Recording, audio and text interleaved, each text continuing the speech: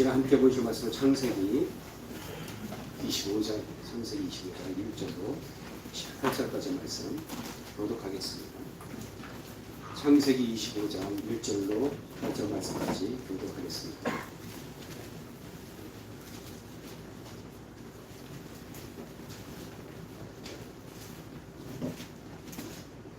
아브라함이 후처를 맞이하였으니 그의 이름은 구더라라.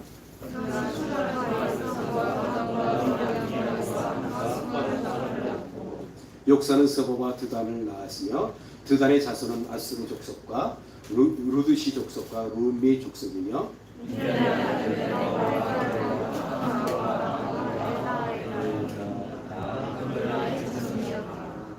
아브라함이 이삭에게 자기의 모든 소유를 주었고 자기 서자들에게도 재산을 줘 자기 생전에 그들로 하여금 자기 아들 이삭을 떠나 동방 곧 동쪽 땅으로 가게 하였더라. 그의 나이가 높고 늙어서 기운이 다하여 죽어 자기 열조에게로 돌아가매 그의 아들들이 이삭과 이스마엘의 이름을 마므레아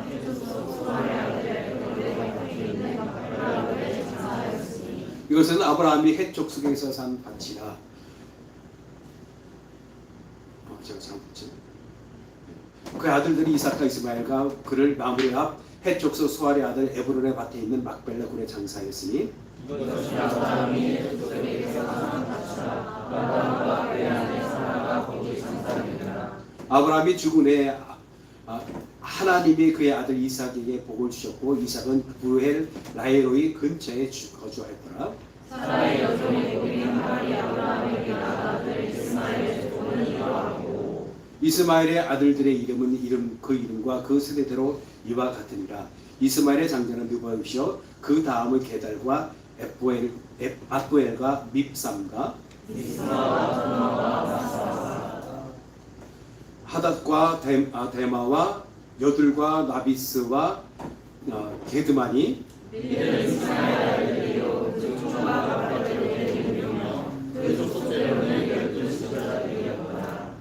이스마엘은 향년이 137세에 기운이 다하여 죽어 자기 백성에게로 들어갔고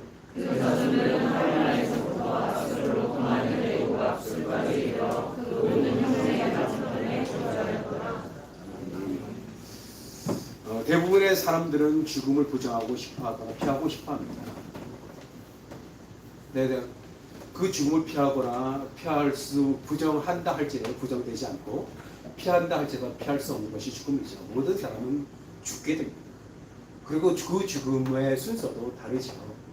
부모보다 자식이 먼저 갈 수도 있고 그 순서가 아주 뒤집어져 나이가 어린 사람이 더 먼저 갈 수도 있는 것이 바로 죽음입니다.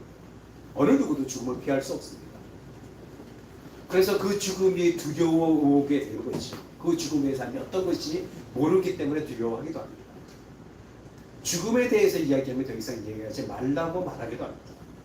나에게는 안 올 것처럼 그렇게 얘기하는 것이죠. 그런데 신자에게서 죽음은 현실 너머에 있는 또 다른 현실로 가는 문과 같은 것입니다. 전자의 현실은 사라질 현실이지만 후자의 현실은 영원히 있을 현실이죠. 그래서 뭐라고 얘기해요? 성경도 뭐라고 해요? 지금 이 땅의 삶은 그림자와 같다는 거예요. 그림자는 있는 것이지만 실체는 아니지 않습니까? 그러니까 실체는 아니라는 겁니다. 12서 기자도 말합니다. 12서 기자는 그런 삶을 살아간 아브라함과 믿음의 선조들에 대해서 현실 속에서 미래를 진짜 현실을 바라보며 살아간 사람에 대해서 그리고 그런 삶을 살았던 아브라함과 믿음의 선조들에 대해서 이렇게 얘기합니다. 이 사람은 다 믿음을 따라 죽었으며 약속을 받지 못했을 때 그것들을 멀리서 보고 환영하며 또 땅에서 외국인과 나그네의 임을 증언하였으니 그들이 이같이 말하는 것은 자기들이 본향 찾는 자임을 나타냅니다. 그들이 나온 바 본향을 생각하였더라면 돌아갈 기회가 있었으리니와 그들이 이제는 더 나은 본향을 사모하니 곧 하늘에 있는 것이라. 이러므로 하나님이 그들의 하나님의 일거를 받으심을 부끄러워하지 아니하시고 그들을 위하여 한 성을 예비하셨느니라. 히브리서 기자는 전자 현실, 곧 이 땅의 현실의 삶을 뭐라고 하냐면 땅에서 삶으로 말하면서 나그네 외국인으로 표현합니다. 무슨 외국인 잠시 거쳐가는 거죠. 나그네 잠시 거쳐가는 거죠. 잠시 거쳐가는 현실의 삶이라고 얘기하는 것이죠. 후자의 삶은 본향, 본향이라고 해요. 더 나은 본향, 그리고 하늘에 있는 것, 한성, 하나님과 함께하는 것, 그렇게 얘기합니다. 그래서 돌아갈 곳이라고 얘기합니다. 물론 전자의 현실이 땅에서 외국인과 나그네 삶이었지만 그렇다고 그 삶 부정하지는 않았습니다. 그 삶은 하나님의 뜻, 하나님의 언약을 따라가는 삶이었습니다. 그리고 그 삶은 영원과 이어지는 삶이었습니다. 어떻게 그 삶이 영원과 이어지는 삶입니까? 하나님의 뜻, 하나님의 언약을 따라 사는 삶이기 때문에 하나님이 마련하신, 하나님이 준비하신, 하나님이 만들어 놓으신 바로 그 영원한 삶과 이어지는 것이라고 말씀드릴 수 있습니다. 우리는 이 땅의 삶, 현실의 삶과 우리 당장 우리가 하게 될 하나님 나라의 삶을 이어주는 것은 뭐냐? 바로 하나님의 언약이고 하나님의 뜻이라는 겁니다. 그것만이 우리의 삶을 계속 이어지게 만드는 것이죠. 그렇게 우리는 그 이어지는 삶, 이 현실의 삶을 아무렇게나 막 살지 않습니다. 그렇다고 집착하지도 않습니다. 주어진 삶을 성실하게 살아갑니다. 이렇게 이 땅에서 그렇게 살아가는 것, 하나님의 뜻, 하나님의 언약을 이어지는 그 하나님의 뜻, 하나님 언약을 위해서 살아가는 그 삶을 원해 신자의 삶의 성공이라고 합니다. 성공은 하나님의 뜻을 따라 살아가는 삶을 성공이라고 합니다. 세상 사람들은 돈을 벌고 높은 지혜를 오고 뭔가 명예를 얻고 그런 것을 가지고 성공이나 실패라고 얘기하지만 성경이 말하는 성공은 그것이 결코 아닙니다. 성경이 말하는 성공은 그 삶 속에서 하나님의 뜻이 이루어지고 있느냐, 하나님의 언약을 따라 살아가고 있느냐 가지고 성공을 평가합니다. 왜 성공입니까? 그 삶이 하늘에서 계속 이어지게 되는 것입니다. 그러나 아무리 세상에서 성공했다는 세상 사람들이 말하는 그 성공을 했다 할지라도 그 삶은 영원으로 이루어지지 못하는 것이기 때문에 그건 성공이라 할 수 없는 겁니다. 대부분의 사람들이 죽음을 두려워하지만 그 죽음에 대한 두려움의 극복은 오직 믿음밖에 없습니다. 그 죽음보다 주관하시는 분이 하나님이기 때문에 하나님을 믿는 믿음만이 바로 그 죽음을 극복하게 합니다. 그 믿음은 어떤 죽음도 하나님의 뜻을 멈추게 할 수 없다는 것을 확신하는 겁니다. 그 믿음만이 정말 어떤 것도 멈추게 할 수 없는 것이죠. 하나님의 뜻을. 그렇게 그는 자신의 죽음 이후에도 계속 되어져야 할 하나님의 뜻을 위해서 생명이 있는 동안에 자신이 할 수 있는 일을 최선을 다해서 충성스럽게 감당하는 겁니다. 오늘 본문의 아브라함 그야말로 그러한 삶을 살았습니다. 그는 정말 멋지게 생을 마감한 믿음의 사람임을 알게 됩니다. 여기까지 아브라함의 삶에 대해 쭉 말씀드렸지만 오늘 본문을 준비하면서 제가 굉장히 큰 도전을 받고 감명을 받아서 바로 그것이 그는 죽는 구석과 같이 멋진 삶을 살았다. 하나님의 첫째하게 살았구나.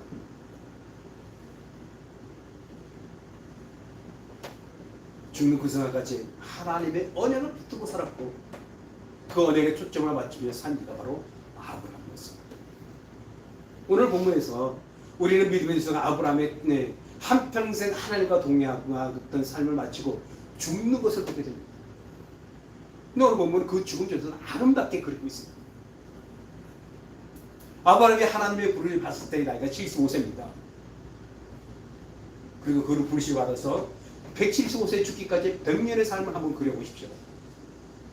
그 삶의 여정을 한번 떠올려보십시오. 하나님 앞에 마음에 들지 않았던 모습도 있었지만 그러나 그 삶은 지난주에 말씀드렸듯이 100년의 삶은 하나님이 그와 함께 하신 삶의 여정이었습니다. 아브라함은 이 긴 시간 동안 참 믿음이 어떤 것이고 하나님과 동행하는 삶이 구체적으로 무엇인지를 너무나도 잘 보여주는 그런 삶을 살았습니다. 한 인간의 삶에서 아브라함보다 이것을 더 잘 보여주는 사람은 없을 겁니다. 그래서 성경은 아브라함을 뭐라고 해요? 믿음의 조상 아브라함이라고. 그러나 우리가 아브라함의 이야기를 할 때 조심해야 될 것이 있습니다. 그의 삶에서 조심해야 될 것이 있습니다. 초점이 아브라함에게 가면 안 된다. 아브라함이 그런 삶을 어떻게 살 수 있는 거야. 거기에 가 있어야 한다는 겁니다. 아브라함이 어디 초점을 맞추며 살았는지 거기에 가 있어야 한다는 겁니다. 아브라함의 삶에서 가장 중요하게 여겼던 것, 가장 중요하게 관심을 가졌던 것은 바로 하나님이었고, 그리고 그의 삶을 이끌었던 것은 하나님의 언약이었습니다. 그는 자신의 삶을 통해 하나님의 언약이 이루어지길 간절히 바랐고, 그야말로 하나님이 그러한 삶을 통해서 드러나기를 갈망했습니다. 이것이 바로 신자가 이 땅에서 존재하는 이유이고 목적인 겁니다. 신자는 자신이 무엇을 이뤄내는지 관심을 가지면 안 돼요. 내가 1년 동안 열심히 섬겨서 무엇을 했는지 거기에 관심을 가지면 안 된다는 겁니다. 자신이 감당한 일을 통해서 하나님이 얼마나 드러나는지, 교사라면 교사로서 내가 섬겼는데 교사를 통해서 내가 섬긴 것이 아이들이 변화되는지 거기보다 그 아이들이 하나님을 얼마나 알아가게 되었는지 거기에 관심을 가져야 한다는 겁니다. 하나님께서 얼마나 나의 삶을 통해서 이루어졌는지 거기에 관심을 가져야 한다는 겁니다. 하나님은 우리로 하여금 세상에 영웅이다라고 부르지 않습니다. 하나님과 친밀하게 인격적인 관계를 맺고 그물을 하나 갖고 그분의 뜻대로 살기를 바라셨습니다. 따라서 신자의 삶이란 자신이 일이나 다른 사람들의 존경과 관심을 받게 되는 삶이 아니라 사람들로 하여금 하나님을 갈망하게 만드는 것이 되어야 한다. 나로 하여금 이렇게 삶을 살게 만든 분이 누구인가? 내가 무엇에 붙들려 살고 있는가를 보게 만드는 분이가 바로 신자가 되어야 한다는 겁니다.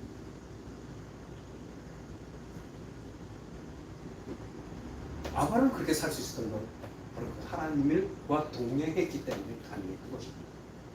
아브라함의 믿음의 주성으로서 하나님과 동행하는 삶을 살 수 있었던 가장 중요한 동기가 무엇이었을까요?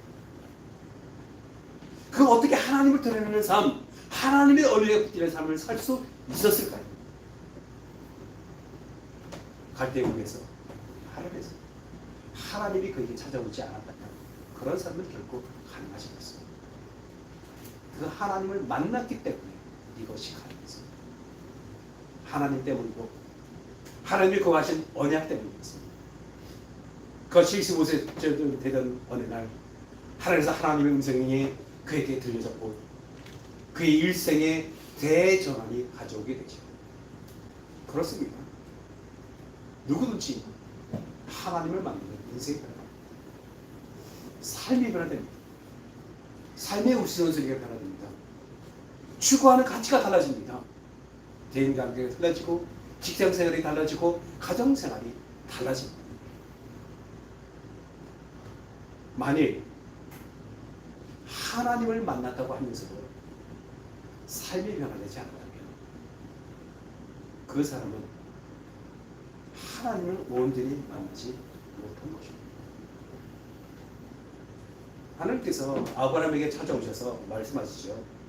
너는 너의 고향과 친척과 아버지 집을 떠나 내게 보여준 땅으로 가라.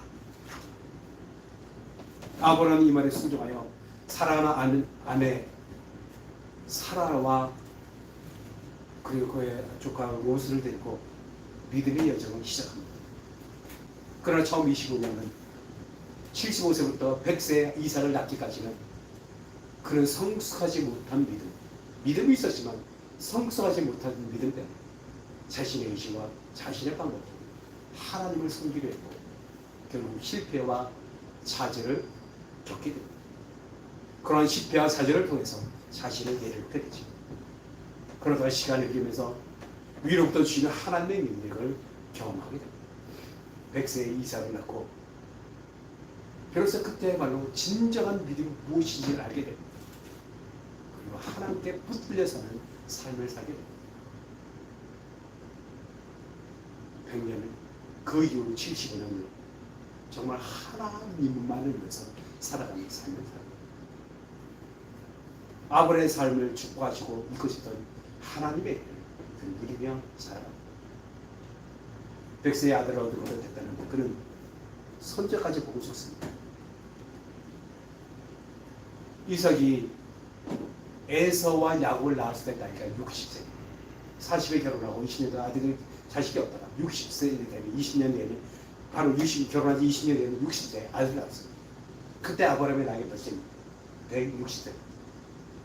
175세에 죽었으니까 15년 동안 아브라함은 에서와 야곱을 보지. 그들의 재롱을 보면서 아들을 본 것도 축복이지만 손자를 본 것도 축복입니다. 하나님께서 그에게 이런 약속을 하셨거든요. 너는 장수하다 평안히 너희 평안히 조상으로 돌아가 장사될 것이고 장수했습니다.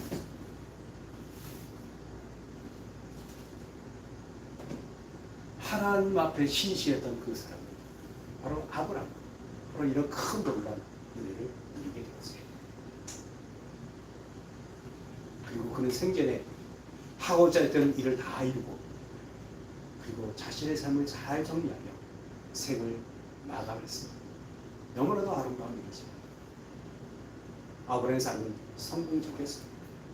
그것을 8절에서 더 명확히 얘기해요. 8절 말씀 함께 읽겠습니다. 8절 말씀 함께 읽겠습니다. 나이가 높고 늙어서 같이 읽겠습니다.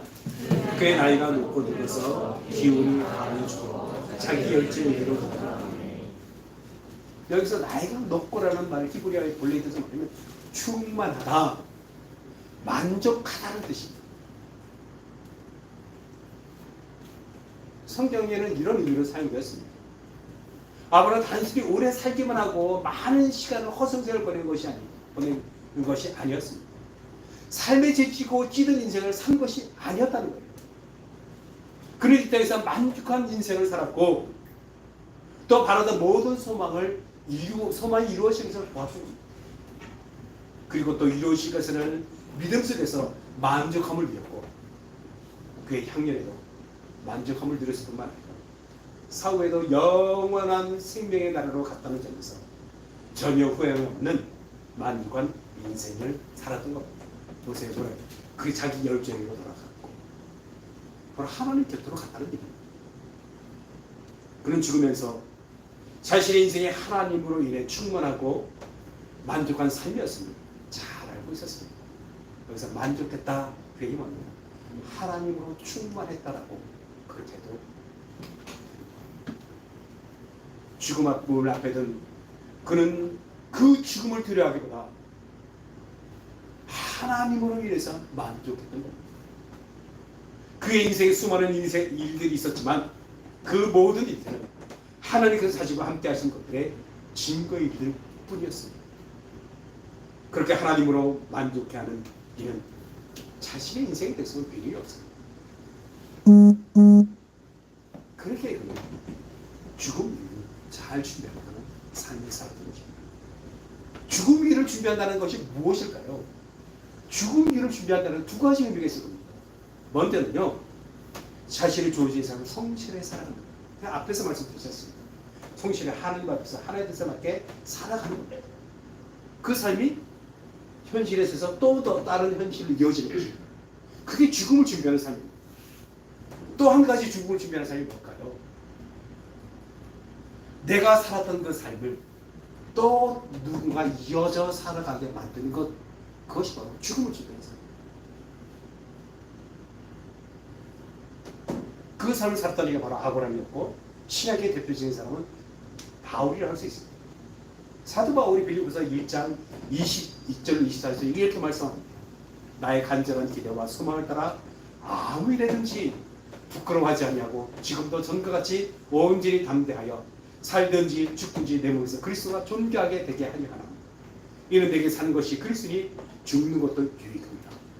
그러나 만일 육신을 삼는 것이 내일의 열매일진데 무엇을 택하여야 하는지 나는 알지 못하고 내가 그 둘 사이에 있겠으니 차라리 세상을 떠나서 그리스도와 함께 있는 것이 훨씬 더 좋은 일이라. 그렇게 하고 싶구나. 내가 육신으로 있는 것이 너희를 위하여 더 유익합니다. 지금 뭐래? 둘 사이에 끼었다는 뭡니까? 지금 현실의 삶, 또 다른 현실의 삶. 이 땅에서의 삶, 죽어서 하나님 주님 곁에 있는 그 삶. 이 둘 사이에 지금 자기가 끼었다고 얘기하고 있습니다. 근데 사도 바울이 원하는 것이 무엇이었습니까? 둘 사이에 끼었으니 내가 그 둘 사이에 끼었으니 차라리 세상을 떠나 그리스도와 함께 있는 것이 훨씬 더 좋으니까 그렇게 하고 싶다. 그렇게 하고 싶다는 거예요. 고린도서에서 보면 사도가 뭐니까 3층전에 갔다 왔다는 거예요. 하나님의 나라를 직접 보고 왔다는 겁니다. 3층 하나님 나라를. 그것을 보았으니 이 땅의 삶보다 그 땅을 더, 그곳의 삶을 더 동경했던 것이죠. 그 세계를 그렇게 하고 싶구나. 나는 그리스도와 함께 있고 싶습니다. 그런데 그렇게 하지 않는 이유가 뭡니까? 내가 육신으로 있는 것이 너희들에게 유익하다. 그렇게 하면서 어떻게 했습니까? 내가 간절한 기도에 소모할 때나 아무리도 부끄러워하지 아니하고 지금도 전과 같이 온전히 담대하여 살든지 죽든지 내 몸에서 그리스도가 존귀하게 되게 하라니 이는 내게 사는 것에 그리스도의 죽는 것입니다. 자신의 현재의 삶은 뭐예요? 그리스도가 존귀하게 되게 하는 그 삶을 살게 했다는 거예요. 지금 이 빌보서는 감옥에서 쓰고 있는 겁니다. 죽음을 목전에 두고 있습니다. 죽음을 목전에 두고 있는 사람은 그가 뭐래요? 지금도 전과 같이 죽음을 목전에 두기 전 그가 열심히 사도로서 자신의 저진 일을 감당했던 것처럼 여전히 감옥 속에서도 온전히 담대해서 죽든지 살든지 내 몸에서 그리스도가 존귀하게 되기를 원한다. 사도 바울이 그런 사람이 있어요. 죽음을 준비하는 삶. 그것은 자신에 맡겨진 것을 여전히 충성스럽게 감당하는 사람입니다. 뒤에 가서 살펴보겠지만 거기서 멈추지 않습니다. 바울은 에베소 장로들을 불러서 내가 너희를 은혜의 말씀 때문에 그 은혜의 말씀이 너희를 붙들어 가기를 원한다. 지난주 24장, 지난주에 24장이 끝났지 않습니까? 지난주에 죽음 이유를 준비하는 것을 얘기했죠. 어떻게 해요? 언약의 자손이 이삭을 결혼시키고 그 언약이 지속되게 하는 죽음을 준비했습니다. 자신이 할 수 있는 일을 최선을 다해서 하나님께서 모두를 이끌어 가실 것을 믿으면서 이삭의 아내를 얻는 일을 시켰죠. 오늘 본문에서도 지금 그 일을 하고 있습니다. 이삭만이 하나님의 원하신 상속자임을 알게 하면서 사실 죽음 이유를 준비하고 있습니다. 오늘 본문의 선포는 가장 중요한 것이 뭐냐면 이삭만이 상속자다는 거예요. 언약을 이어받을 수 있는 상속자라는 것을 말씀하고 있는 오늘 본문의 말씀입니다. 사라가 죽은 후에 아브라함은 다시 아내를 맞이한 것 같습니다. 후처라고 얘기하는 후처가 뭐야? 아내라 맞는 거죠. 다시 재혼이라고 얘기하는 거죠. 그리고 그가 자녀를 낳았고 또 계속 손자까지 되었다는 것을 얘기하고 있죠. 24장 1절에 보면 이런 말씀이 있어요. 24장 1절에 보면 이런 말씀이 있어요. 아브라함이 나이가 많아 늙었고 이때 나이가 몇 세입니까? 140세.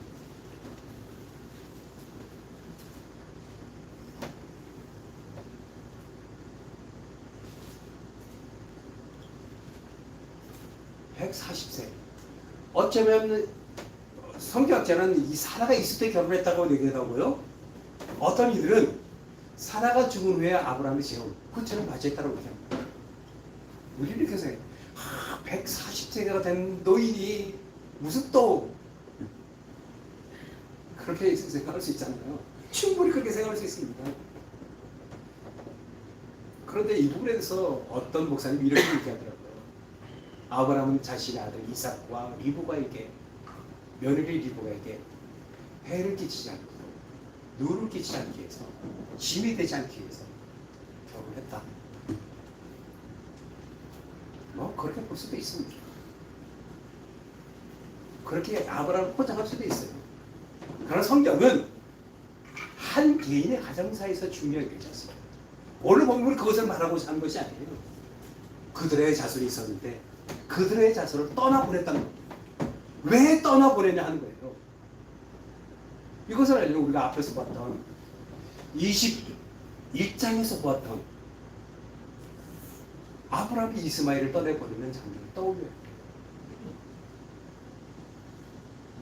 사라가 이스마엘이 이삭을 놀리자 실험하자 해서 내보내라고 했습니다. 그것을 우리 심히 근심하고 걱정하지 않습니까? 괴로워하지 않습니까? 그때 아브라함이 떠나보내라고 그래요. 왜 떠나보내는 겁니까? 이스마엘은 아브라함의 힘, 인간적인 방법으로 얻은 사람의 힘, 약속에서 언약의 자손이 아니기 때문에 떠나보내는 거예요. 내보내는 거예요. 이상만이 하나님의 언약에서 태어난 자손이에요. 오늘 본문도 지금 그것을 얘기하고 있어요. 물론 이스마엘이 떠날 때 하나님께서 축복을 약속했습니다. 오늘 본문 볼까요? 16절 말씀 함께 읽겠습니다. 16절 말씀 함께 읽겠습니다. 16절입니다. 이들은 이스마엘의 아들들이고 그 총과 부락대로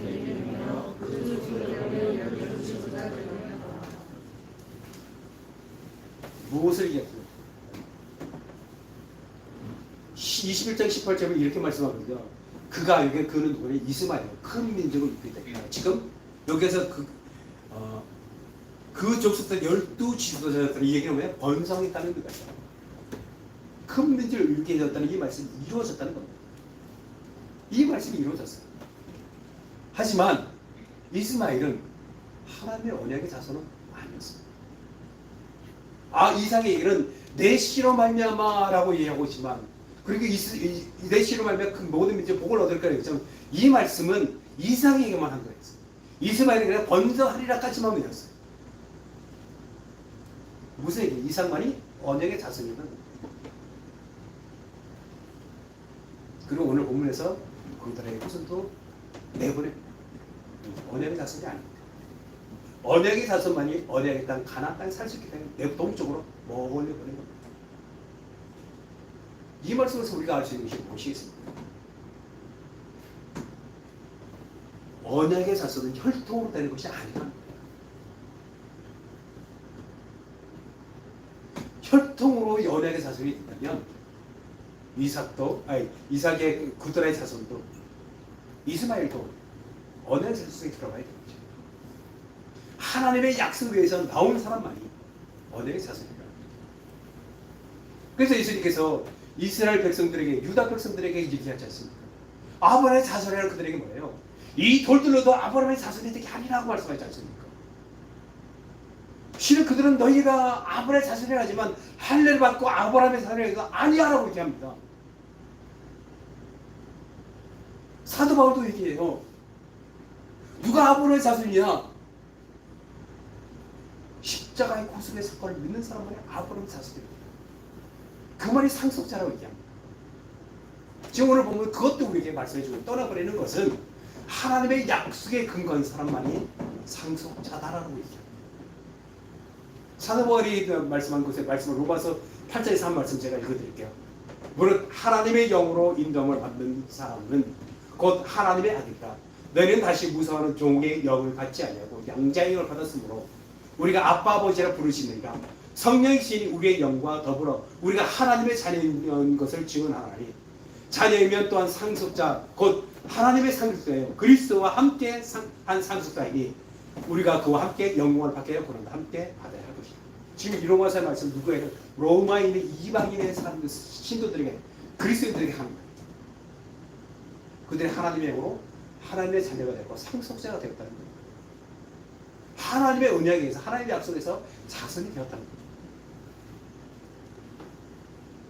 즉 하나님의 말씀대로 온 자만이 언약의 자손이라는 겁니다. 그런 의미에서 그들의 자손은 언약의 자손이 아닙니다. 그래서 내보내요. 5절도 보면 5절 말씀 보면 이런 말씀이 있습니다. 5절에 보면 아브라함이 이삭에게 자기의 모든 소유를 주었고, 아브라함이 이삭에게 자기의 모든 소유를 주었고라고 개역 개정판 번역하고 있지만 더 정확한 번역이 이거예요. 아브라함이 자기가 소유한 모든 것을 이삭에게 주었고, 자기가 소유한 모든 것을 이삭에게 주었고. 그런 개혁에서 뭐예요? 소유를 주었고라고 했잖아요. 어떤 차이가 있나요? 개혁개정판은 명사를 소개하고 있어요. 명사로. 그러나 히브리 원전에 의한 번역은 소유한 형용사로 번역하고 있어요. 어떤 차이가 있을까요? 뭐 차이가 없는 것처럼 보입니다. 명사로 생각할 때는 어떤 거냐면 물질적인 재산만 준 것으로 보는 겁니다. 그리고 소유한 모든 건 뭐야? 아브라함이 자신이 받은 것, 영적인 것, 정신적인 것, 모든 것을 주었다. 물질부를 뽑아내라. 이것은 이런 의미에 담겨 있습니다. 자신의 하나님 같은 언약을 이삭에게 상속했다.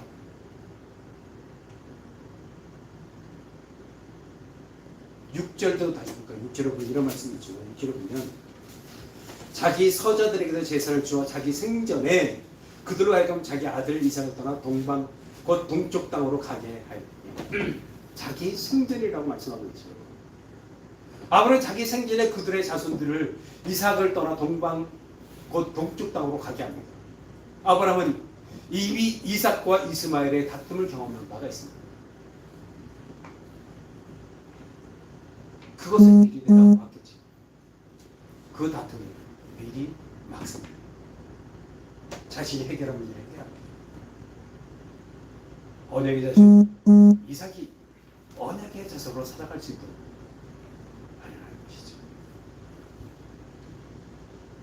아브라함은 하나님의 언약의 시각에서 자기 아들들을 바라보는 사절에 보면 사절 1개 끝쯤 맺고 있죠. 사절에 보면 다 그들의 자손들입니다.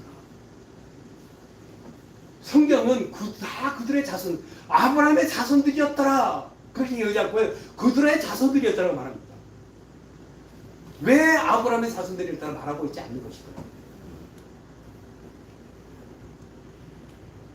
그들은 언약의 자손이 아니라는 의미가 담겨져 있는 거예요. 아브라함이 이렇게 하나님의 언약의 말씀 붙잡고 살았습니다. 그렇게 그를 믿음의 사람이라고 하는 겁니다. 사랑하는 예제가 여러분, 어떻게 하는 것이 죽음을 잘 준비하는 것일까? 먼저는 하늘에서 코끝의 호흡을 거두어 가시기 전까지 세상에 존재하는 동안에 하나님의 뜻에 의해서 살아가는 것, 그것이 바로 자신의 죽음을 잘 준비하는 것. 그리고 또 두 번째는 자신이 주신 하나님 뜻이 자신의 자녀들에게 계속 그렇게 하는 것, 그것이 죽음을 잘 준비하는 것. 아브라함은 그렇게 살았습니다. 그래서 아브라함 믿음의 주사이라고 말하는 겁니다. 현실의 삶에서 하나님의 뜻에서 살아가는 것을 자녀들에게 보여줄 때 그것을 참 믿음의 주사이라고 말할 수 있습니다.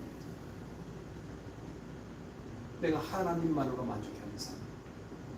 아브라함을 죽는 그 순간에 아들들이 보았겠죠. 오늘 보면 이스마엘과 이삭의 장사 지냈다고 했죠. 그 죽음을 목전에 두고 앞으로 보고 있었을 거예요. 그 얼굴에서 특히 이삭은 무엇을 발견했을까요? 자신의 살아왔던 지난 삶의 모습을 위해서 만족하는 것. 하나님이 자신의 삶을 이끌어가고 하나가 통했던 것에 대해서 만족해하는 것. 그 표정을 보았겠죠. 그러면서 이삭은 특히 이삭 앞에서 이것이야말로 진정한 인생입니다.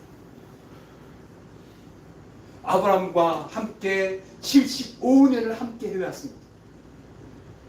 그 75년을 함께 해오면서 이삭은 보았겠죠. 이삭을 낳은 이후 75년 동안 하나님의 뜻을 위해서 자신의 인생을 드리는 그 모습. 특히 자신을 제물로 바치는 그 장면, 이삭에게 상처가 되었을 수도 있지만 하나님의 뜻이라면, 하나님이 말씀하셨다면 그 어떤 것도 아까지 않는 자신의 아버지의 모습을 보였어요. 그 모습을 떠올려서 하나님의 언약에 붙들려 사는 사람, 바로 이렇게 살아가야 하는 것입니다. 그 모습을 아버지 아브라함의 모습을 만족하는 그 모습을 봤을 때 이삭은 그 무엇보다 가장 큰 유산을 받은 것입니다. 그것뿐만이 아니었죠. 이삭이 하나님의 언약의 자손으로 살아가도록 그 일들을 준비해 가지고 보십시오. 그럼 이삭은 놀라운 하나님의 선물을 유산을 아브라함으로부터 받은 것입니다. 오늘 본문에서 제가 이런 생각을 했습니다. 하나님의 언약, 약속을 붙잡고 살아가는 게 참 신자라는 것. 하나님의 언약, 약속의 핵심은 하나님 나라의 완성이죠.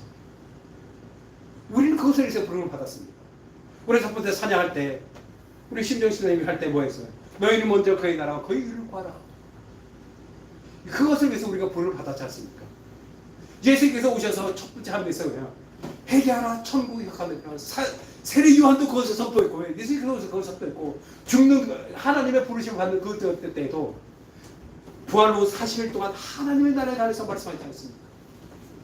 제자들은 그 일을 위해 부르셨던 겁니다. 우리도 그것을 위해서 부르셨어요. 하나님의 언약의 핵심은 바로 하나님의 나라입니다. 하나님 우리를 그것을 위해서 구원하셨고, 지금 우리를 세상에 그것을 위해서 남겨주셨습니다. 하나님은 그 나라를 가시를 보여주기에 아브라함에게 그 후손들에게 이방의 계기 되게 되었다가 사다만에 돌아와 나라를 이루게 하실 것임을 약속하셨고, 우리들에게는 그 나라를 가시를 보여주는 이 교회를 세워주셨습니다. 이 말의 의미는 교회를 세우심으로 그 나라를 향해 나가도록 하셨다는 겁니다. 그러니 하나님의 언약을 담아내기 위해서 아브라함이 죽는 곳에까지 최선을 다했던 것처럼 우리도 하나님이 원하시는 교회를 세우기를 힘써야 한다는 겁니다. 이것이 제 가장 중요한 기도 제목이죠.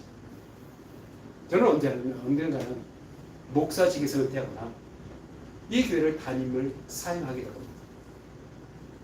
그러면 저는 이 교회를 떠나 멀리 떠나야 하는 것이 맞습니다. 만약에 제가 이 교회를 계속 나온다면 저희 후임 맡았던 후임자로 와서 있던 그 목사는 얼마나 부담스럽겠습니까? 저는 떠나지만 여러분 계속 이 여기에서 예제교회라는 이름으로 모이게 될 겁니다. 저는 지금도, 그리고 제가 떠나간다 할지라도 주님의 뜻을 잘 담아내는 예제교회 되기를 간절히 바라고 기도합니다. 그것을 위해서는 제가 목사직에서 은퇴하거나 예제교회 담임으로 삶하게 되는 그날까지 여러분을 주님이 원하시는 교회가 어떤 모습이 하는지 알려드리도록 힘쓸 것입니다. 사도 바울도 주님이 원하시는 그런 교회가 되도록 하기 위해서 목에 갇힌 상태에서 늘 기도하고 있었습니다. 그리고 교회들에게 편지를 써보냈습니다. 그 편지 중 일부를 제가 읽어드릴게요. 나는 우리가 약한 것 같이 욕되게 말하노라. 그러나 누가 무슨 일에 담대하면 어리석은 말이나마 나도 담대히 하리라. 그들이 히브리인이라 나도 그러하며, 그들이 이스라엘이라 나도 그러하며, 그들이 아브라함의 후손이냐 나도 그러하며, 그들이 그리스도의 일꾼이냐 정신없냐 일꾼이냐 정신없는 말을 하거냐 나는 더 그러하도다. 내가 수고에 넘치도록 하고 옥에 갇히기도 하고 더 많이 하고 갇히기도 더 많이 하고 매도 수없이 맞고 여러 번 죽을 뻔하였으니 유대인들에게 40에 하나 감한 매를 5번 맞았으며 3번 태적으로 맞았으며 1번 돌에 맞고 3번 파산하고 일주일을 깊은 바다에서 지냈으며 여러 번 여행하면서 광해의 염과 강도의 염과 동족의 염과 이방인의 염과 신의 염과 광해의 염과 바다의 염과 형제 중의 염을 다하고 또 수고하고 애쓰며 여러 번 자지 못하고 주님이야 목마르고 여러 번 굶고 춥고 헐벗었노라. 뭐야? 복음을 해서 살았던 삶이에요. 자신의 삶에 대해서 얘기하고 있는 겁니다. 그런데 뭐라 얘기해요? 이 다음에 말했어요. 잘 들어보십시오. 이에 이른 고사하고 아직도 날마다 내 속에 눌리는 일이 있으니 곧 모든 교회를 위하여 염려하는 것입니다. 누가 약하면 내가 약하지 않으며, 누가 실족하게 되시면 내가 애타지 아니하느냐. 내가 부득불 자랑하실 때 내가 약한 것을 자랑합니다. 왜 약한 것을 자랑할까요? 교회를 위해서. 자신이 강하게 되면 어떻게 됩니까? 자신이 강하면 교회는 자신의 그 강함에 휘두르게 될 것입니다. 이것이 오늘날 교회가 교회의 보이시는 모습이지 않습니까? 많은 강한 목사님들이 교회를 휘두르고 있지 않습니까? 그래서 지금 사도 바울은 자신의 약함을 자랑하는, 바울의 생각, 바울의 의견에서 교회가 움직여야 될 것이 두려워서 자신이 약함을 지나 나는 약해. 그러나 나는 교회에서 연락을 했어. 약함 속에서 교회를 해설하고 말하고 있는 거예요. 그래서 사도 바울은 오직 주님의 말씀만이 교회를 이끌어가기를 간절히 바라고 기도했습니다. 에베소 20장에 보면 이제 에베소 교회에서 다시 방문하지 못할 것을 알게, 옥에 갇힐 것을 알게 에베소 장로들을 불러주셨습니다. 그들이 골변의 설교 같은 겉면의 말씀합니다. 제가 읽어드릴게요. 오직 성령이 각성에서 내게 증언하니 결박과 환난이 나를 기다린다 하시나니 내가 달려갈 길과 주의 받은 사람이 곧 하나님의 은혜의 복음을 전하는 일을 마치나 하면은 나의 생명조차 조금도 귀한 것으로 여기지 아니하노라. 보라, 내가 여러분 중에 왕래하며 하나님의 나라를 전파했으나 이제는 여러분이 다 내게 얼굴을 다시 보지 못할 줄 아노라. 여러분이 다 내 얼굴을 보지 못할 줄 아노라. 이러므로 오늘 여러분에게 증언하거니와 모든 사람의 피하여 내가 깨끗하니 이는 내가 꺼리지 않고 하나님께서 다 여러분에게 전하였습니다. 여러분은 자기를 위하여 또 온 양떼를 위하여 삼거나 성령이 그들 가운데 여러분을 감독자로 삼고 하나님이 자기 피로 사신 교회를 보살피게 하셨습니다. 내가 떠난 후에 사나운 이래가 여러분에게 들어와서 그 양떼를 아끼지 아니하며 또한 여러분 중에서 제자들을 이끌어 자기 일을 따르게 하려고 어리진 말을 하는 사람들이 일어날 줄을 내가 아노라. 그러므로 여러분이 일깨어 내가 3년이나 밤낮 쉬지 않고 눈물로 각사를 먹게 한 것을 기억하라. 지금 내가 여러분을 주와 그 은혜의 말씀께 부탁하노니 그 말씀이 여러분을 능히 든든히 도우사 거룩하게 하시는 이분 모든 자 가운데서 기업이 있게 하시리라. 내가 아무 은이나 흠이나 의복을 탐하지 않았고 여러분이 아는 바와 같이 이 손으로 나와 내 동료이 쓰는 것을 충당하며 범사에 여러분의 모분을 보여준 바와 같이 수고하여 약한 사람들을 놓고 또 주 예수께서 친히 말씀하신 바 주는 것이 받는 것보다 복이 있다 하심을 기억하여 할지니라. 그는 에베소의 장로들, 말씀으로 지도의 장로들을 불러서 내가 3년에 밤낮 쉬지 않고 말씀을 가르쳤고 이제 내가 너에게 부탁했던 은혜의 말씀께 너희를 부탁한다고 말씀하고 있습니다. 혹시 지금 이 말씀을 들으면서 이렇게 생각하세요. 그 목사가 왜 이런 말을 할까? 사임하고 떠날 준비를 하고 있는 거 아닐까? 이렇게 생각하지 마세요. 아니요. 주님께서 저를 옮기라고 하지 않습니다. 저의 삶은 주님만 아십니다. 제가 말씀드리려 하는 일은 이것입니다. 저를 옮기든지 제가 끝까지 이 길에서 사임하게 사직하게 되는 정년에서 사임하게 되는 퇴직하는 까지를 올 때까지 제가 해야 할 일은 바로 이와 같다는 겁니다. 교회를 해서 연다는 것, 교회를 하나님의 말씀 가운데 서게 하는 것, 이것이 합니다. 그렇다면 여러분이 해야 할 일은 무엇이겠습니까? 하나님의 말씀 가운데 서기를 힘쓰는 것. 우리 교회가 하나님의 말씀에 합당한 교회가 되는 것, 주님이 원하시는 교회가 되는 것, 그것에 대해서 힘써야 되지 않겠습니까? 그렇게 살아가는 것이 바로 하나님의 언약을 이루어가는 삶인 겁니다. 그런 삶을 살아가는 모습을 통해서 우리 교회의 2세대들은 이것이 바로 주님을 위한 삶이라는 것을 보고 배우게 될 것입니다.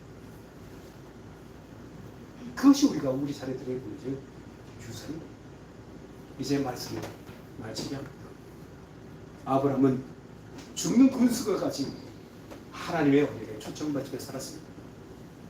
그러한 삶을 살았기에 그는 자신의 삶에 대해서 만족할 수 있었습니다. 자신과 함께 하신 그 하나님으로 인해서, 자신과 동행하는 그 하나님으로 인해서 죽는 그 얼굴에 그 만족하는 모습이 보여지게 된 것입니다. 그 만족하는 삶이 이삭에게 물려진 가장 큰 유산이었습니다. 여러분은 여러분의 자녀들에게 무엇을 유산으로 남겨주기를 원하십니까?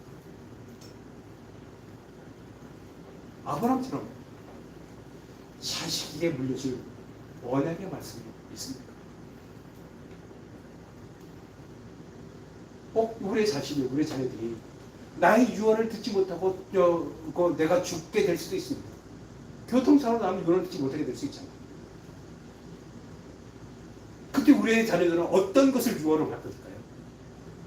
우리들 살았던 삶, 주님과 함께 동행했던 삶, 주님을 갈망했던 그 삶, 주님의 언약을 붙들었던 그 삶, 그것이 우리 자녀들의 유산이 됩니다.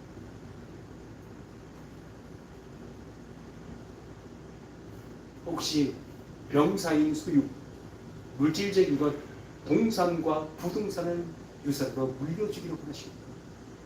아니면 형사인 소유한 모든 것, 하나님의 언약, 영적인 것을 물려주기를 원하십니까? 앞에서 읽어드렸던 히브리서 말씀을 읽어드리고 정말 말씀을 마치겠습니다. 이 사람들은 다 믿음을 따라 죽었으며 약속을 받지 못했으되 그것들을 멀리서 보고 환영하며 또 땅에서 위금과 나그림을 정하였습니다. 그들이 이같이 말하는 것은 자기들이 본향 찾는 자임을 나타냅니다. 그들이 나온 바 본향을 생각하였더라면 들어갈 기회가 있었으리라. 그들이 이제는 더 나은 본향을 사모하니 곧 하늘에 있는 것이요. 이러므로 하나님이 그들이 하나님의 일컬음을 받으심을 부끄러워하지 아니하시고 그들이 위하여 한 성을 예비하셨습니다. 이러므로 하나님이 그들이 하나님의 일컬음을 받으심을 부끄러워하지 아니하시고 그들 위하여 한 성을 예비하셨습니다. 아브라함의 만족한 모습, 죽는 그 누워서 죽는 그 숨을 거두고 쓰기에 만족하는 그 모습을 보면서 말하고 있는 겁니다. 나는 너의 하나님의 일컬음을 부끄러워하지 않고 있다. 하나님께 이런 말을 듣는 것이 얼마나 큰지 모르겠습니다. 죽음의 그곳에는 하나님께 나를 향해 손을 칠 때 나는 너의 하나님이라 하는 불걸음을 칭하는 것을 하나님이라 칭하는 것을 부끄러워하지 않는다. 이 소리를 듣는 그 사람, 진정한 믿음의 사람, 하나님께 복을 받은 그런 사람 잊지 마시길 바라겠습니다.